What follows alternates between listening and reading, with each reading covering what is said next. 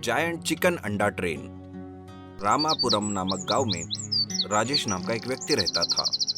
वो अंडों के होलसेल दुकान से अंडों को खरीदकर गांव-गांव अपने साइकिल पर घूमकर बेचता रहता था। एक दिन होलसेल शॉप के मालिक राजेश से कहता है, राघव भैया, दिन ब दिन अंडे छोटे होते जा रहे हैं और रेट बढ़ता जा रहा है। ऐसा ही चलता रहा तो कैसे होगा? तुम भी कमाल की बात करते हो राजेश। क्या मैं अंडे दे रहा हूँ या अंडे बना रहा हूँ? अरे लोग मुझे पूछ रहे हैं, उनको समाधान करना मुश्किल हो रहा है।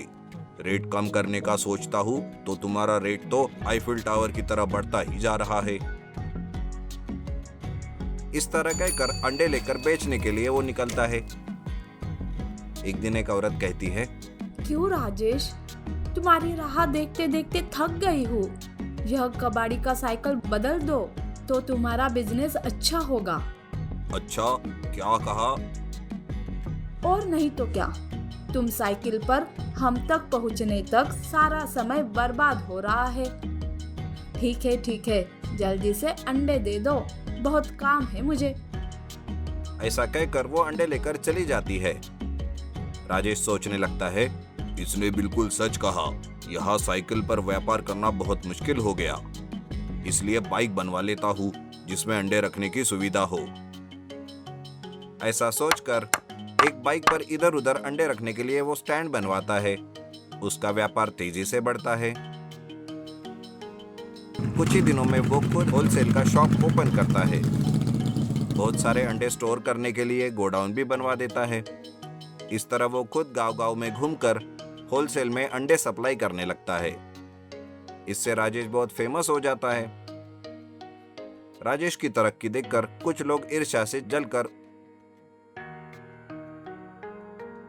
उसके गोडाउन को आग लगा देते हैं।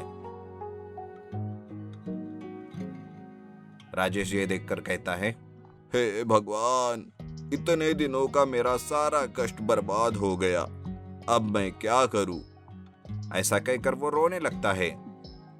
अगले दिन फिर से अपनी साइकिल से व्यापार करना शुरू करता है। पहले की तरह गांव-गांव घूमकर वो अंडे बेचने लगता है। इस तरह एक बार रास्ते में एक बीमार मुर्गी पड़ी रहती है। उसे वो लेकर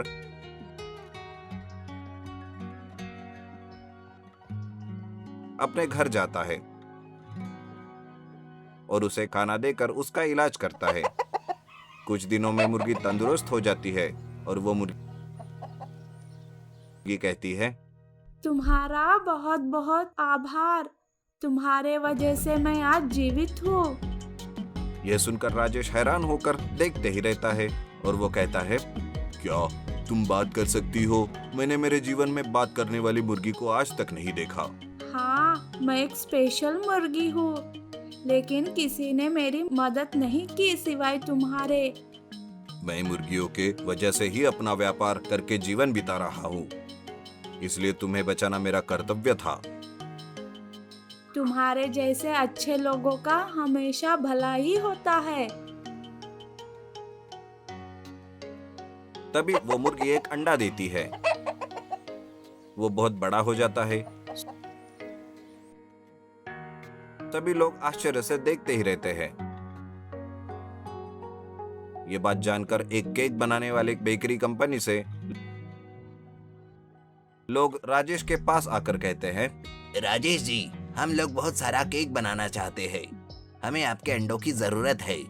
अगर आप हमें अंडे सप्लाई करने के लिए मान गए तो अभी आपको पैसे दे सकते हैं।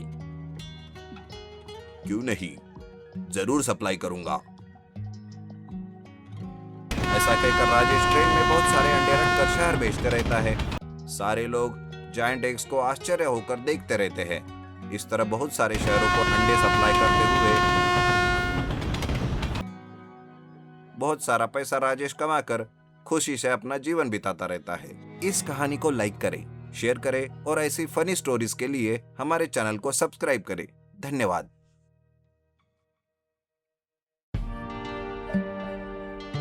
लॉकडाउन अंडरग्राउंड ऑनलाइन कक्षाएं। हस्तिनापुर नामक गांव में नारायण नाम का एक व्यक्ति रहता था।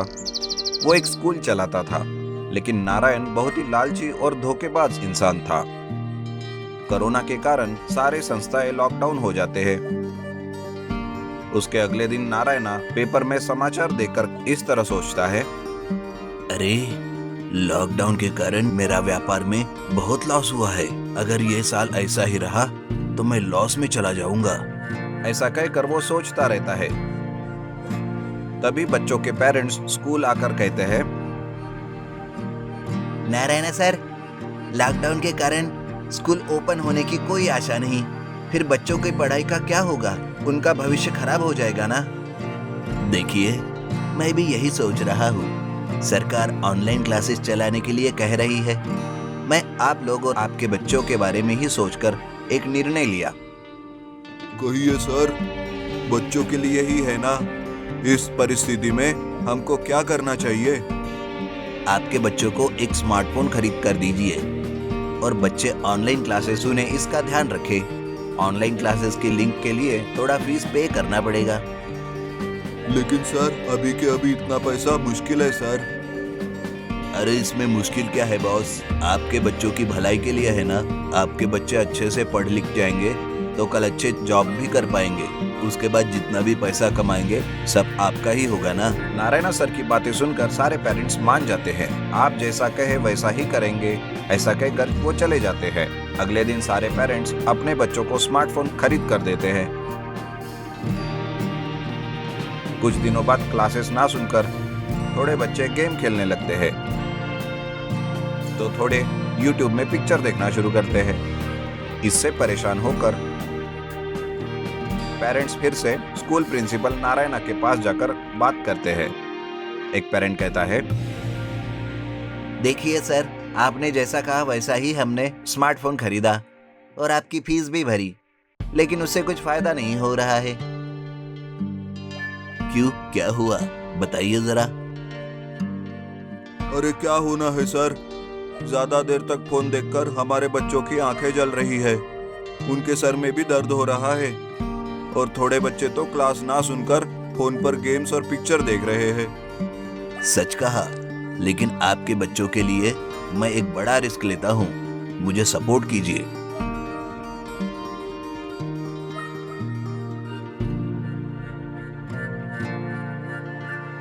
आप हमारे बच्चों के बारे में इतना सोच रहे हैं तो हम जरूर करेंगे। बताइए क्या करना होगा हमें? Lockdown underground online classes. मैं अंडरग्राउंड में एक स्कूल स्टार्ट करके वहां पर आपके बच्चों को पढ़ाऊंगा। सारे पेरेंट्स इसके लिए मानकर वहां से चले जाते हैं।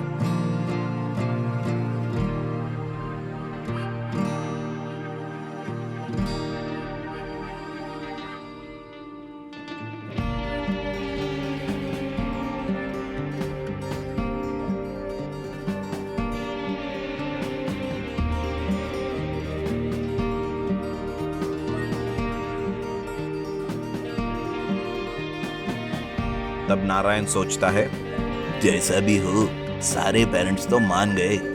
अब अच्छी कमाई भी होगी। लॉकडाउन के बहाने बहुत सारी फीस वसूल कर सकता हूँ।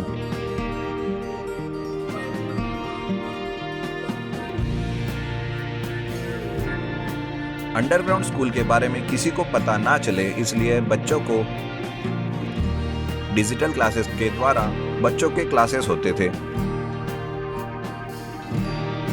दूसरी तरफ कोरोना की वजह से स्कूल ओपन नहीं करेगा, ये कहकर पेपर में समाचार आता है। वो समाचार देखकर नारायणा कहता है, अरे, गवर्नमेंट वालों का क्या जाता है?